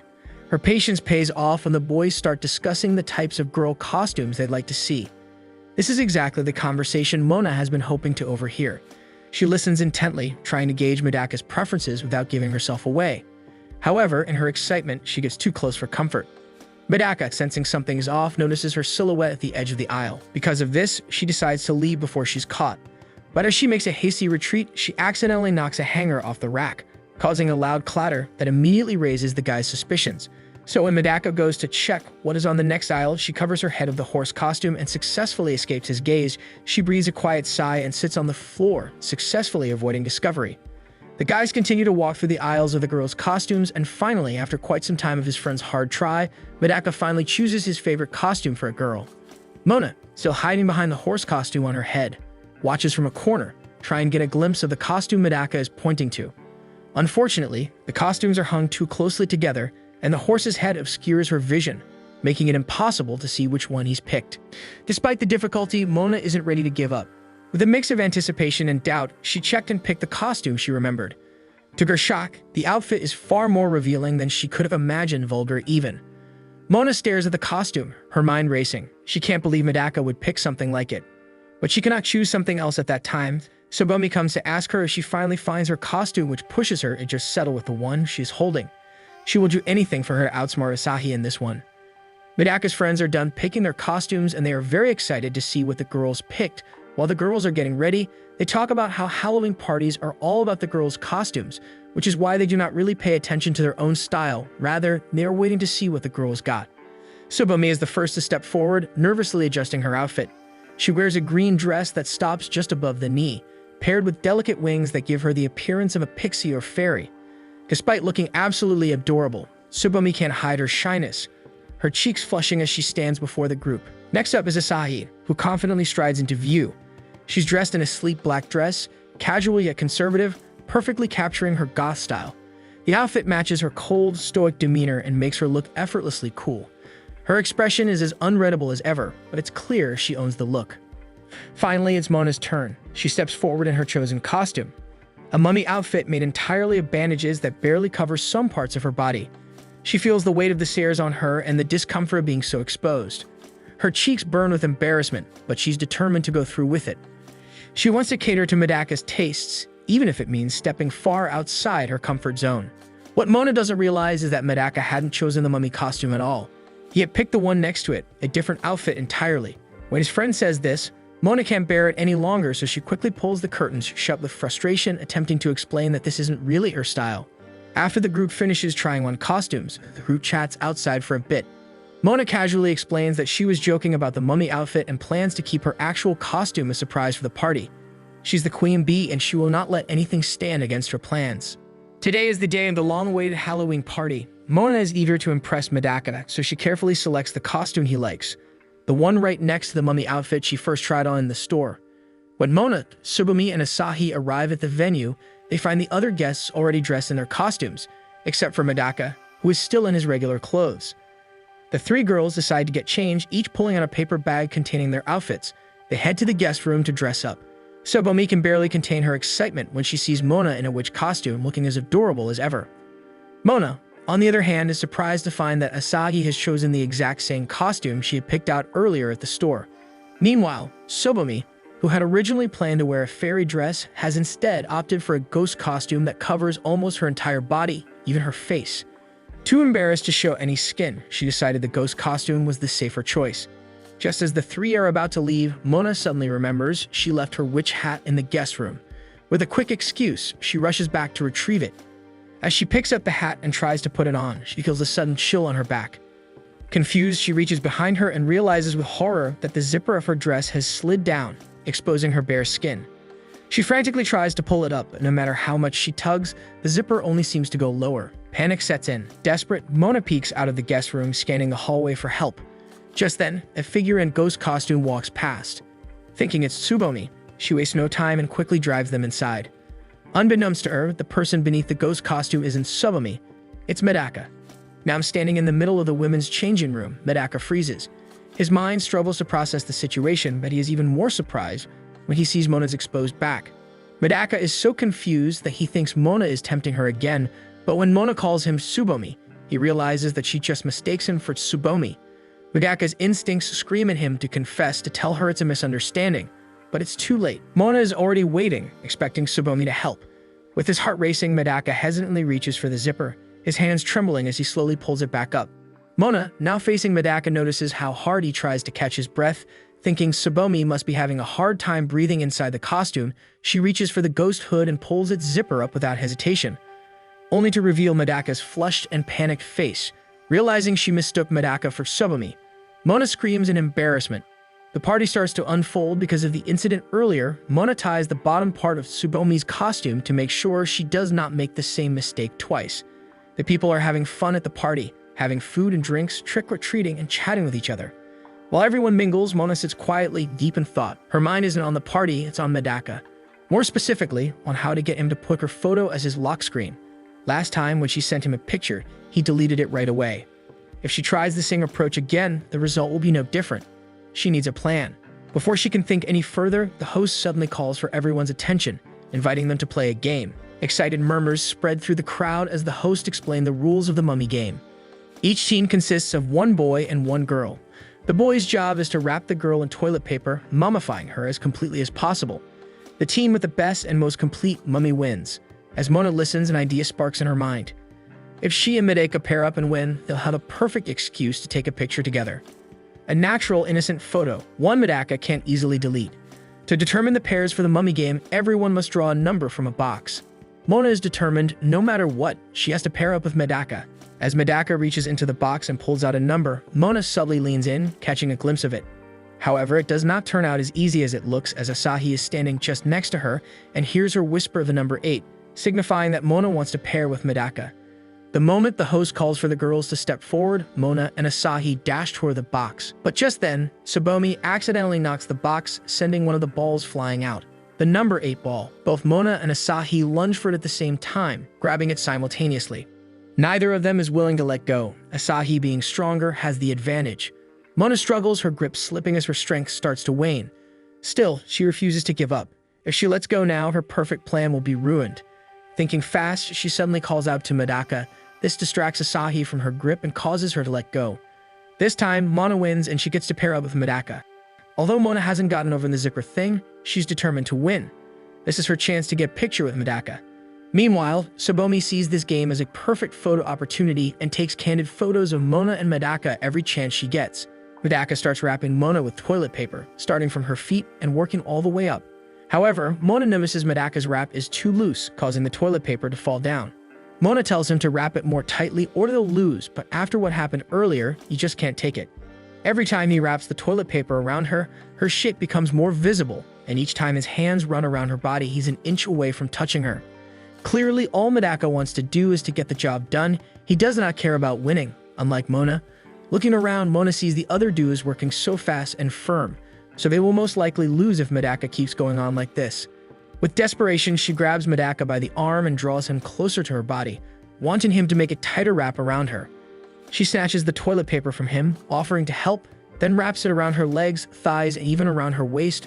Mona is determined to win, but Medaka takes this act as a mere provocation rather than a game. She leaves the rest for Medaka to finish, but he just can't seem to get a hold of himself. Even a slight touch of the paper to her skin is already tempting him, making it hard for him to finish. Mona keeps urging him to be fast, but he just can't. Finally exploding, Medaka pushes himself away from Mona, causing the toilet paper to fall on the floor while he sits there catching his breath. In the end, it was Tsubomi and her pair who won the competition. Thanks to her ghost costume, Tsubomi becomes quite easy to mummify. As the winners, they pose for a celebratory photo together, which makes Mona extremely jealous and pissed off with Medaka. Meanwhile, two girls approach Medaka to take a photo, to which he agrees. This scene shocks Mona, realizing it's actually okay for Medaka to take photos with girls. The girls came closer to him one by one to take a photo. While Medaka tries to be chill and look cool, he cannot hide his embarrassment. Mona, looking from a distance, is a bit annoyed as well. She decides to join the crowd, but when she comes closer to Medaka, he instantly closes his ghost costume, hiding his face and putting Mona in an awkward situation. Eventually, it's time for the group photo. Mona and Medaka end up standing beside each other. It is nothing special compared to what Mona wanted. She can't hold back her frustration any longer. Just as the camera is about to flash, she calls him a dumbass. At that exact moment, Medaka turns to look at her. His expression is a bit shocked. The camera captures the split second where they're not smiling like the others, but locked in an intense exchange of looks. Later that evening, Mona cries in her room, completely burying her face with her mattress. The day after that, Medaka opens up to his friends. He thinks Mona is mad at him. When asked why, he explained the photo situation, which made his friends disappointed with him as well. After all, Mona is one of the most sought-after girls in the class. How can he just turn her down? Yuzuru also shows him their group photo, pointing out that there seems to be something going on between the two. When Medaka mentions that Mona called him a dumbass, both Yuzuru and Shu agree that he must have made Mona feel really hurt. That makes him feel even worse, so they urge him to apologize to her. Medaka admits his fault and agrees that he does need to apologize to Mona for his behavior. However, when Mona arrives, Medaka is taken aback just by seeing her. His friends thought this was the perfect time to apologize, but Medaka still can't figure out how. Instead of facing Mona, he runs away like a child, so his friends follow after him. Same with Medaka. Mona feels like Medaka is angry with her too.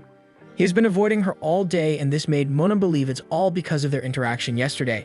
In class, their instructor assigns them to clean a specific area. The class is paired up according to seatmates, and since Mona and Medaka sit beside each other, they are paired up for the cleaning assignment. Mona sees this as an opportunity to fix issues between her and Medaka. While cleaning, Mona sees another chance. She intentionally kneels in front of Medaka, her short skirt riding up just enough so that her thighs are right as eye level. Mona thought Medaka would forget all about yesterday because of this, but instead he volunteers to clean a different area so that he does not need to put up with Mona's temptations. Mona tries to stop him from leaving, but by doing so, she kicks the bucket filled with water they are using to clean the floor, splashes over Medaka, causing him to be soaking wet.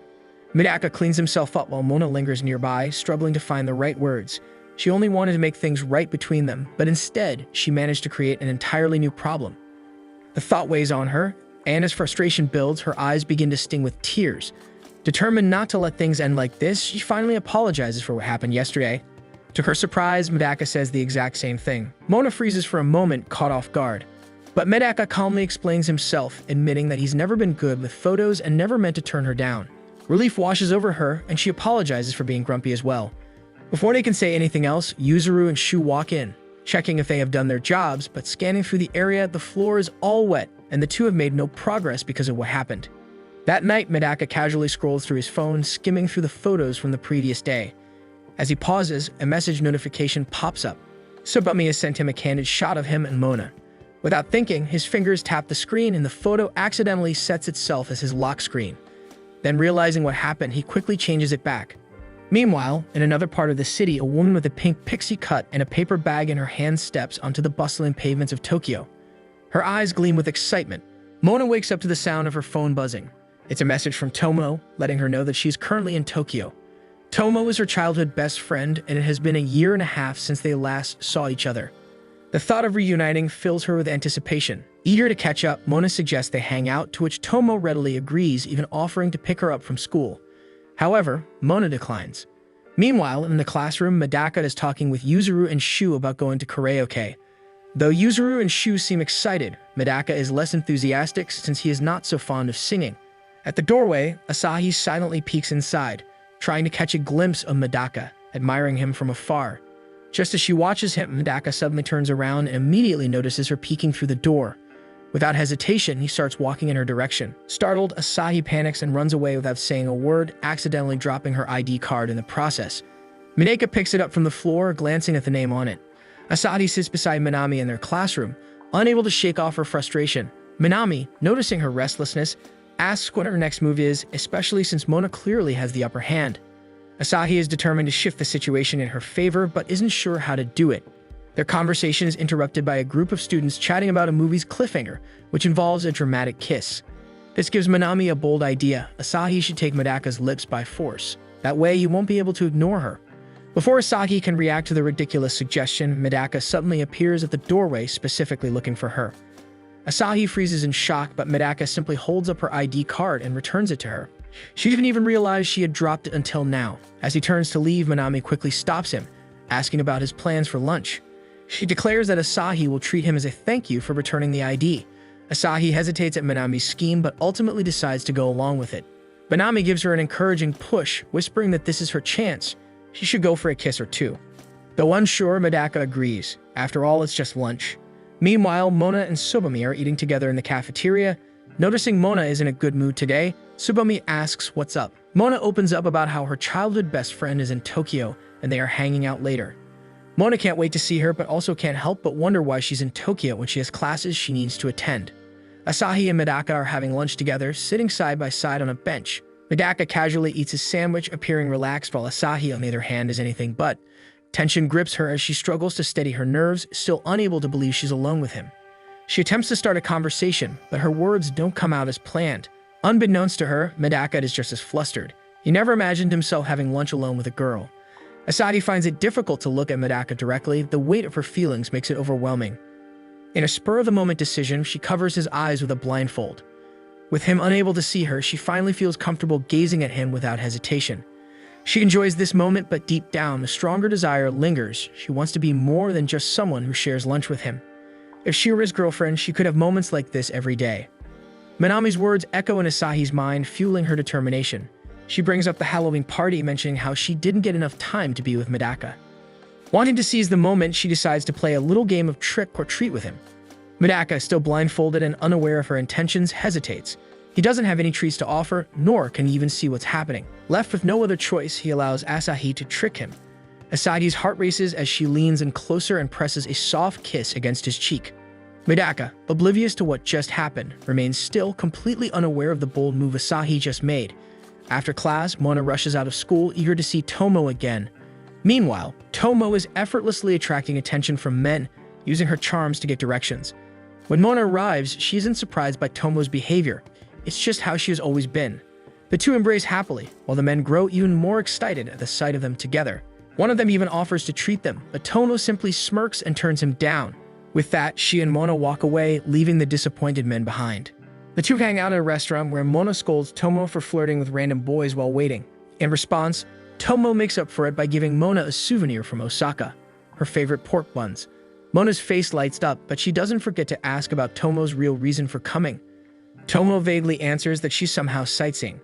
Mona also notices Tomo's revealing outfit, which seems inappropriate for the cold weather. However, Tomo tells her she is in Tokyo, so she should dress the part. She even blows a kiss to a passing guy, instantly charming him, declaring her plan to take every Tokyo boy's heart on fire. When Tomo asks why Mona wants to meet outside of school, Mona explains that she doesn't want to mix school friends and childhood friends. Tomo figures she must be putting on a cutesy-ditzy act at school. It takes her back to when they were in school together, and all the boys were crazy about Mona, but she ended up rejecting all of them. Tomo also had a bunch of boyfriends. Every time Mona turned down a guy, Tomo was there to pick them up, yet none of those relationships actually lasted. Now, Tomo is single again and wants to date a Tokyo man. When asked about relationships, Mona cannot answer since she has never had one before. Tomo is curious as to why Mona never dated anyone, considering she could have any guy she wanted. Tomo concludes that Mona is still pure deep down and hasn't fallen for anyone yet. However, when she pushes further, Medaka's image flashes into Mona's mind. Even she cannot understand why she thinks of him. Her expression makes Tomo even more curious, wondering if there is really someone Mona likes. Mona denies it, but just as she is about to explain, Medaka suddenly shows up. Awkwardly, Mona greets him. He's there to pick up food for his friends who live nearby because he lost in a game. But when Tomo realizes Mona knows him, she immediately grabs his arm and invites him to sit with them. Introducing herself as Mona's childhood friend, she pulls Medaka close, her chest pressing against his arm. Mona shifts uncomfortably, while Medaka struggles to stay composed. Mona is clearly pissed off, while Medaka just wants Tomo to let him go. Mona agrees, which makes Tomo even more suspicious. She quickly pieces things together and concludes that Medaka must be the guy Mona thought of earlier. Leaning in, Tomo whispers to Mona, asking if Medaka is her boyfriend or someone she likes. Mona instantly shakes her head in denial, but Tomo isn't convinced. Determined to get to the truth, she keeps teasing Medaka, going as far as asking him to zip up her sweater for her.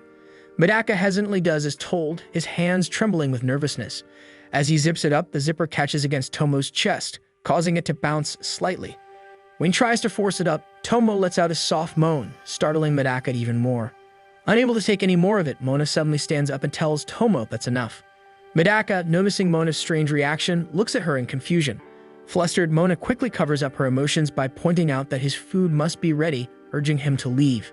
Medaka agrees, leaving the two, and the moment he disappears, Tomo bursts out laughing. Before Mona and Tomo go their separate ways, Tomo suddenly asks Mona if she likes Medaka. The question catches Mona off guard, and she quickly denies it. However, her reaction is too obvious, and Tomo, knowing her too well, sees right through her lie. Despite Mona's continued refusal, Tomo just smirks and brushes it off, deciding not to push any further. She bids Mona goodbye and walks away, leaving Mona standing there. She can't understand why Tomo would even think of that. In class, the students are busy with their own stuff when the instructor enters and introduces a new student. To Mona's shock, Tomo walks in and introduces herself with a smile. Mona is stunned, completely unprepared for this.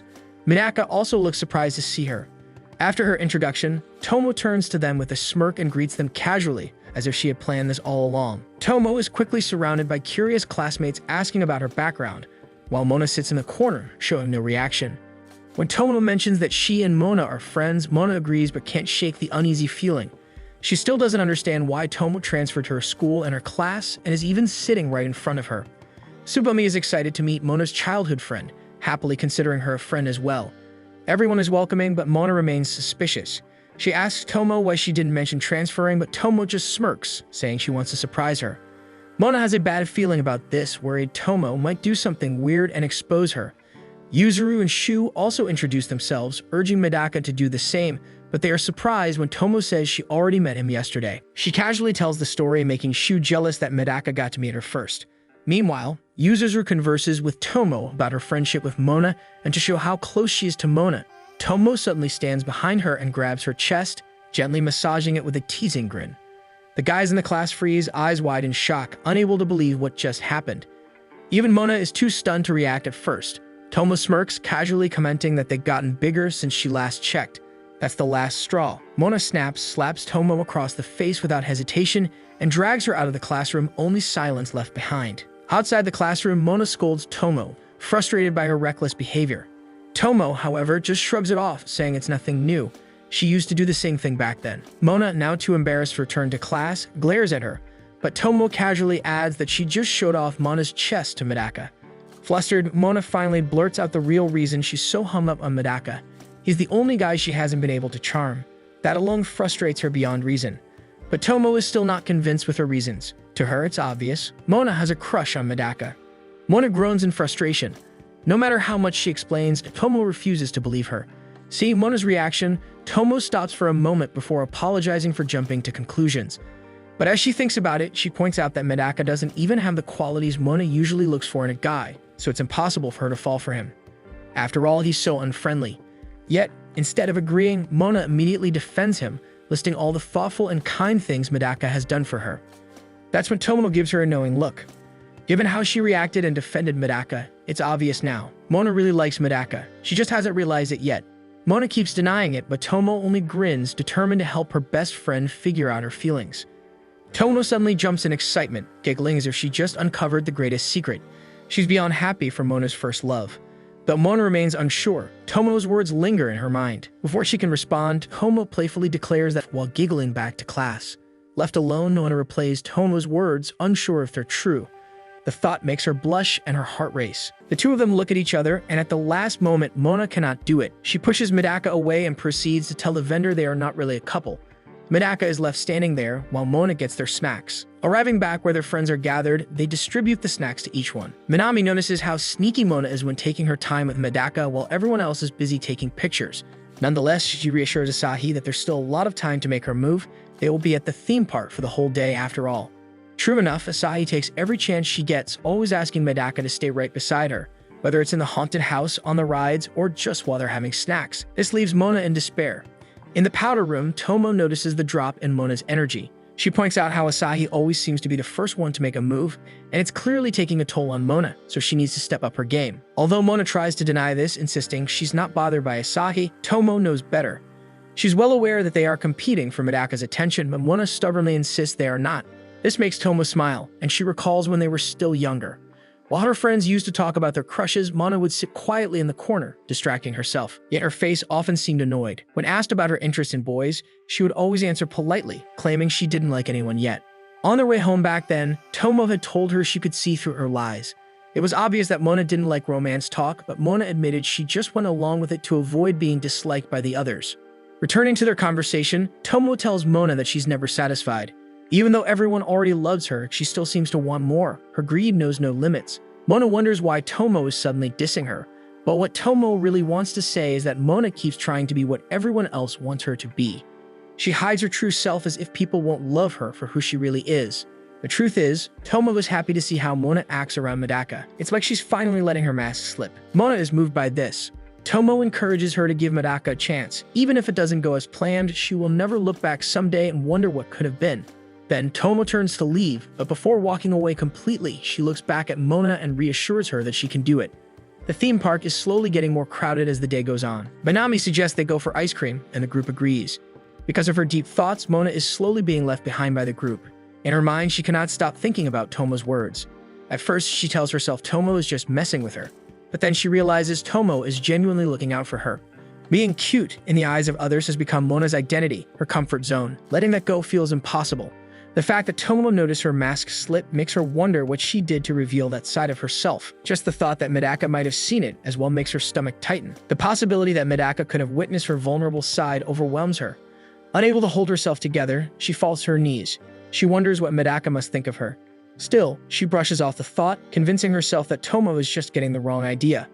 However, when Mona finally stands up to continue walking, she notices her friends are nowhere to be found. There are no familiar faces in the crowd, leaving her completely alone in the bustling theme park. Mona looks around, wondering where her friends could be. Just when she opens her phone to call Tomo, a bustling crowd suddenly races in her direction, causing her to lose balance and let go of her phone, cracking it before completely jumping into a fountain filled with water. Her eyes widened, and that was her only means of communication with her friends. When she picks up her phone, it's completely dead. Hopeless, she sits down, hoping her friends will find her somehow. The theme park grows busier as crowds continue to flow through the walkways. While Mona waits for her friends, two guys approach her. Their tone and body language suggest bad intentions, which unsettles her. Meanwhile, Tomo has been trying to reach Mona for some time, growing increasingly worried as her calls go unanswered and her messages remain unread. The rest of their friends also attempt to contact her, but none of them succeed. Deciding they can't waste any more time, they split up to search for her before the growing crowd makes things harder. Shu chooses to stay behind and wait as he's too busy with his ice cream to even bother. Subomi and Yuzuru decide to team up and search together. Asahi wants to go with Medaka, but to her dismay, he refuses, noticing how distracted she is with her ice cream and knowing she won't be able to keep up with him if he runs.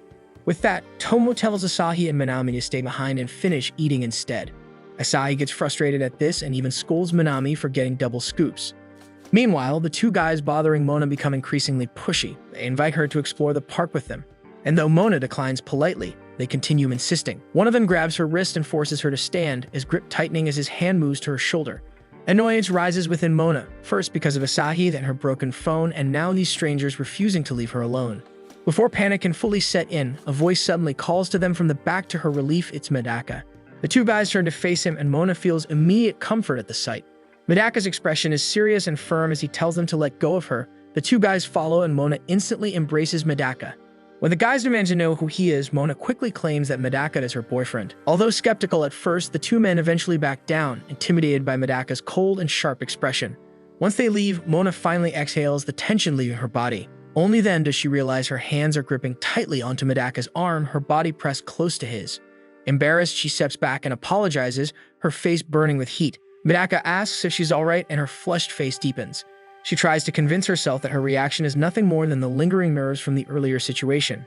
After regaining her composure, Mona asks where the others are. Medaka explains that their friends had split up to search for her, but he can still reach them by phone. Mona informs him that her phone had fallen into the fountain earlier, which is why she couldn't respond. Medaka finds the situation absurd, but when he takes out his phone to make a call, a sudden rush of people brushes past him. His phone slips from his grasp, bounces off, and falls directly into the same fountain where Mona's phone had been lost. Now stranded without a way to contact their friends, Mona feels her anxiety building again. The thought of being alone with Medaka only makes her more flustered. Medaka suggests they walk around in hopes of running into their group. Mona agrees, and they continue moving through the dense crowd. As they walk side by side, their hands occasionally brush against each other. This accidental touch unsettles Mona further, her heart racing for reasons she doesn't understand. Her mind drifts back to finding her friends, yet she can't shake her growing restlessness. Lost in thought, she doesn't notice Medaka stop walking until she accidentally bumps into his back. Looking past him, she sees the enormous Ferris wheel towering ahead. Medaka stares at it with an expression of awe, clearly fascinated. Though he tries to deny his interest, it's obvious he wants to ride it. Mona hesitates, knowing that saying yes would mean being stuck in a small, enclosed space with him. Yet thinking about how Medaka had gone out of his way to find her, even losing his phone in the process, she figures this is the least she can do in return. With this, Mona invites him to ride with her, and although Medaka is hesitant, Mona assures her there is a possibility he will be able to spot their friends from above, so he eventually agrees. The ride begins, and Mona is already a bundle of nerves. The Ferris wheel isn't even that thrilling. The fact that she's alone with Medaka has her stomach in knots.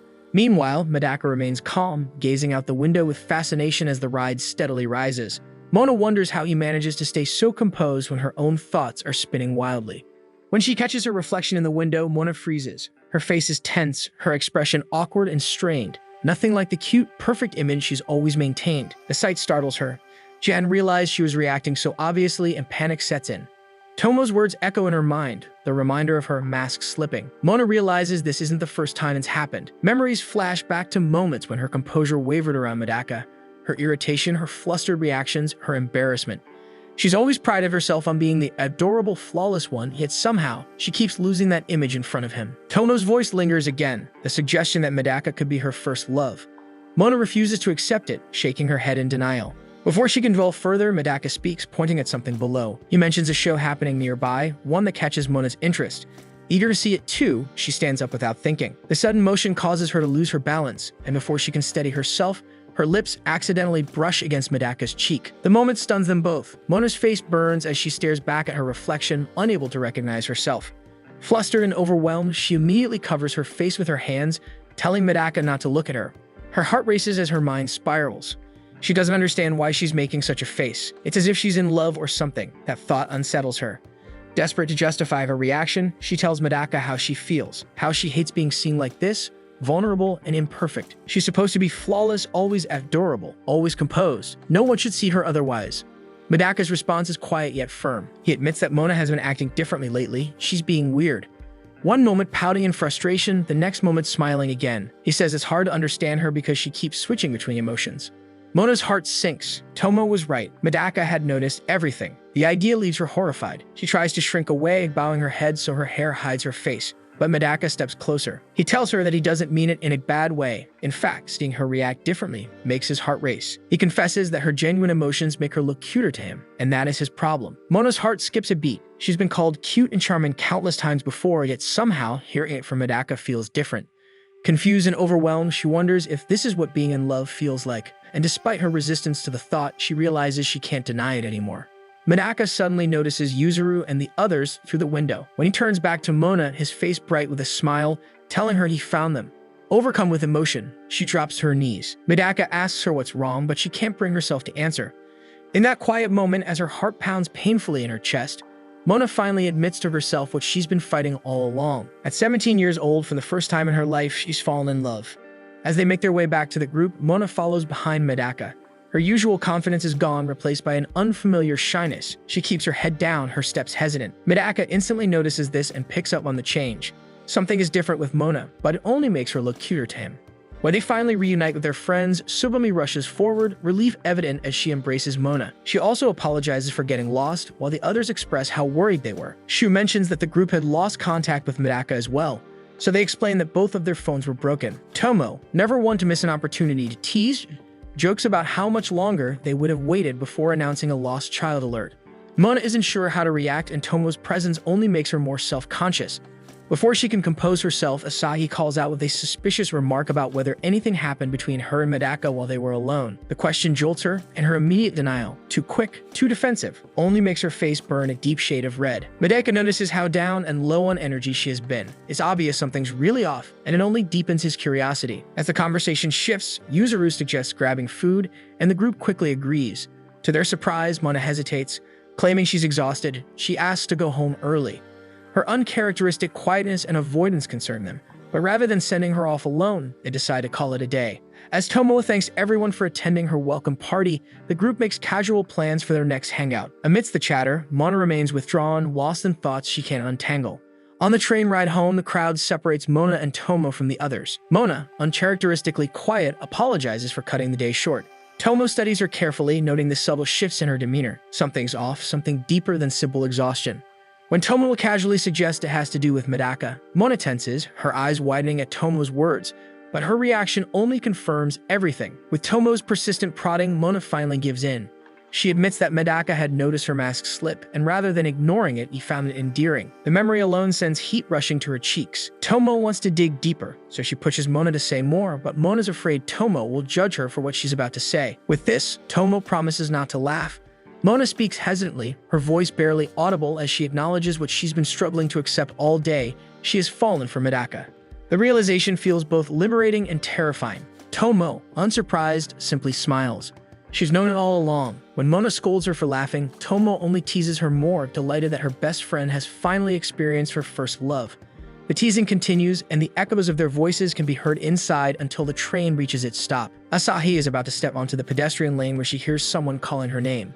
Turning around, she finds Mona breathless and visibly exhausted. Asahi is surprised to see her there, knowing Mona lives in the opposite direction of town. Noticing how unwell Mona looks, Asahi tells her to go home and rest. But Mona stops her from walking away. There's something she needs to say. Mona recalls the countless times she denied her feelings for Medaka to Asahi and assumes that what she's about to say will only anger her.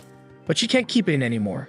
With a deep breath, she confesses her feelings. She has fallen for Medaka. Asahi doesn't react immediately. Her expression is unreadable. Mona, feeling guilty, quickly apologizes for keeping it from her. She insists that she truly meant what she said before, but only now has she come to realize her feelings. Instead of anger, Asahi merely sighs as if she had already expected this. She always knew this day would come, though part of her had hoped Mona would never realize it. But now that she has, Asahi knows she has to fight even harder to win Medaka's heart. She admits she regrets giving them so much time alone together. It must have been then that Mona realized her feelings. But she doesn't hold it against her. Love isn't a first-come, first-served competition, nor is it something that follows logic. For Asahi, it was love at first sight. For Mona, it happened just earlier this day, so there's no need for apologies. Mona can't help but admire how cool and composed Asahi is in handling things. This makes Mona even more aware of the kind of rival she's up against. Before she can say anything more, Asahi turns away as the traffic light signals go.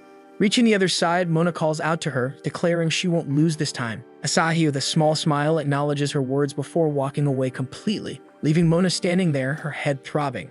The next morning, Mona wakes up feeling worse. A thermometer rests in her mouth and a cooling pad is placed on her forehead. Yesterday, she fell in love. Today, she has a fever. This is so unlike her. Checking the thermometer, she confirms her high temperature. She has never been sick like this before, and she has no idea what to do. Rolling onto her side, she sighs, lost in thought. She has always been the one who was admired, the one others chased after. Now that she's the one in love, she doesn't know how to handle it. At school, lunchtime is in full swing when Tomo, sipping her juice, hears her phone ring. Mona is calling. Answering the video call, Tomo sees Mona in pajamas, looking pitiful but cute as ever. They greet each other, and Tomo checks in on how she's feeling. Since her phone is broken, Mona is using her little brother's tablet to call. Mona complains about the misery of having a fever, even grumbling about how lonely it feels. Tomo, seeing through her, smirks and teases her. It's not the fever making her miserable, it's the fact that she can't see Medaka. Mona vehemently denies this, her voice slightly shouting, but Tomo isn't convinced. Just as Tomo finishes her drink and turns to toss the trash, she catches sight of Medaka walking out the door. Her eyes light up with mischief. A bold idea forms in her mind, and she knows exactly what to do next. Without hesitation, Tomo tells Mona to hold on for a second before making her way toward Medaka. Mona barely has time to react before she realizes what's happening. Tomo is about to hand Medaka the phone. Panic surges through her. She's in her pajamas, looking far from her best, and there's no way she can let him see her like this. Frantically, she tries to fix her hair, hoping to make herself at least somewhat presentable. Meanwhile, Tomo reaches Medaka, grabs his hand without warning, and pulls him into a quieter area of the campus. When they finally stop, Tomo turns the phone toward him, revealing Mona on the screen. The moment Medaka sees her, he stiffens. Mona, in her pajamas, her hair slightly messy. It feels almost like he's seeing something he shouldn't. His face heats up, and he quickly composes himself to remain steady. On the other end of the call, Mona is still in full panic mode, furiously combing her hair, desperate to look better. She doesn't want him to see her looking anything less than her usual polished self. Tomo, watching this unfold, holds back a smirk. She casually hands the phone to Medaka. Then, with a quick excuse about needing to use the restroom, she walks off, leaving them alone to talk until she returns. The moment their eyes meet through the screen, Mona instantly panics and apologizes for bothering Medaka. She fumbles to press the end button, but before she can, Medaka stops her, assuring her that she's not a bother at all. His sincerity catches her off guard. Medaka checks in on her, mentioning that she seemed to be acting weird yesterday. The comment startles Mona, and her reaction makes it obvious, so Medaka quickly backtracks, clarifying that by weird, he actually meant cute. Embarrassed, Mona huffs and retaliates, pointing out that Medaka has his fair share of weird moments too. Their conversation naturally drifts into random topics, and before she knows it, Mona is rolling around on her bed, unable to contain her excitement. The mix of emotions, embarrassment, joy, and an unfamiliar warmth has her completely restless. She loves talking to him. It feels easy, natural. She wonders if they will talk even more once they start dating. Just as she begins daydreaming about it, reality slaps her in the form of a sudden knock on her bedroom door. Panic takes over. Not wanting her mom to know she's talking to a boy, she quickly shoves the tablet between her legs, hoping to hide it from view. Her mom, suspicious of the muffled sounds coming from her room, decides to check in on her. On the other end of the call, Medaka is frozen in place, his eyes wide with realization. He tries to warn her, his voice strained as he calls her name. But Mona, too focused on her mother, doesn't notice. By the time she realizes what he's trying to say, it's too late. Horror washes over her as she processes the situation. In a blind panic, she shrieks and flings the tablet across the room. Meanwhile, Medaka, now thoroughly shaken, finds himself at the school faucet, splashing cold water over his head. He mutters reminders to himself he's in monk in training, he must remain pure, he must not stray. Yuzuru and Shu, passing by, stare at him in bewilderment, completely unaware of what just happened. The next day, Mona is back to her usual self, fever-free and full of energy. As she gets dressed for school, she feels a newfound determination bubbling inside her. She's going to get closer to Medaka, no matter what. Shopping, movies, holding hands. Her mind races with the possibilities of what they could do together. The thought alone makes her heart race. As she rushes out the door and runs to school, everything feels different. Her body feels lighter, there's a spring in her step, and the world just feels brand new. She greets everyone on her way to class. Subami, noticing her return, also greets her as they walk together to class. When they pass by Minami and Asahi near the lockers, Mona greets them with her usual confidence, but this time she's more cheerful. Inside her mind, she tells Asahi she will not lose to her. Even Minami, usually oblivious, notices the sudden, high-spirited Mona. Arriving at class, Mona greets everyone, and they immediately check in on her after her sudden absence. She reassures them she's fine, then steels herself to greet Medaka. Taking a deep breath, she turns toward him, determined to act naturally. But then, Medaka cuts her greeting by telling him the same thing. Her mind goes blank. He looks even dreamier than usual, and before she can stop herself, she panics. Her grip on her stationery falters, and her eraser slips from her desk, tumbling to the floor. She quickly bends down to retrieve it, only to find her hand brushing against Medaka's, who had reached for it at the same time. The brief contact is enough to send her into a full meltdown. Medaka, sensing her distress, quickly apologizes. But when he looks at her again, she's as red as a tomato. Without another word, Mona shoots up from her seat, makes a flimsy excuse about feeling sick, and bolts out of the classroom. As the class watches in confusion, Tomo bursts into uncontrollable laughter, thoroughly enjoying the scene. On her way out of the school gates, she tells herself she's going to make Medaka her boyfriend, no matter what.